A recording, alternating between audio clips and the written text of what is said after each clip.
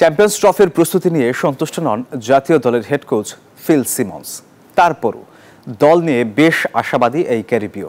সংবাদ সম্মেলনে জানান, নিজেদের দিনে যে কোনো দলকে হারানোর সামর্থ্য রাখে বাংলাদেশ। এছাড়া দলে না থাকা লিটন দাসকে মিস করবেন সিমন্স।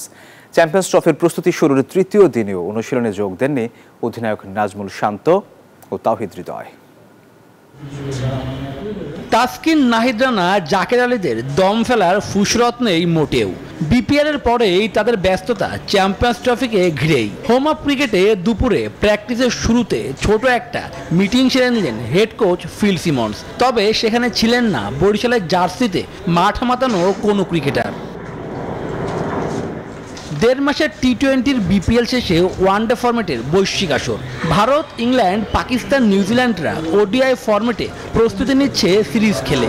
সেখানেই সুযোগ নেই টাইগারদের।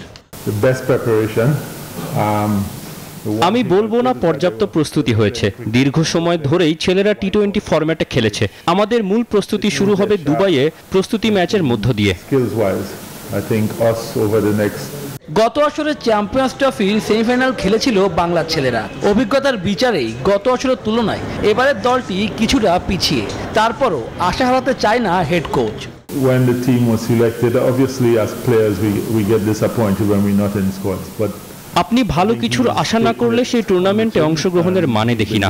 তবে সাদা বলের ক্রিকেটের দিনটা কেমন যাচ্ছে সেটাই গুরুত্বপূর্ণ।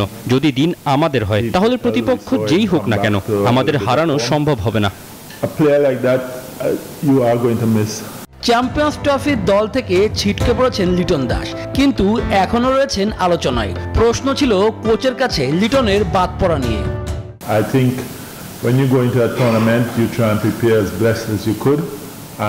দল থেকে বাদ পড়ে লিটন নিজেও হতাশ। আমার সাথে ওর কথা হয়েছে, ও নিজেকে নিয়ে কাজ করছে, পারফর্ম করে দ্রুত জাতীয় দলে ফিরবে সে। আমি সেটাই বিশ্বাস করি। We made a lot of strides in the Caribbean from a point of view of touring strides because champions ট্রফিতে অংশ নিতে আগামী 13 ফেব্রুয়ারি গভীর রাতে দেশ ছাড়বে team Tigers. Shubhodeb Nath, news 24, Dhaka.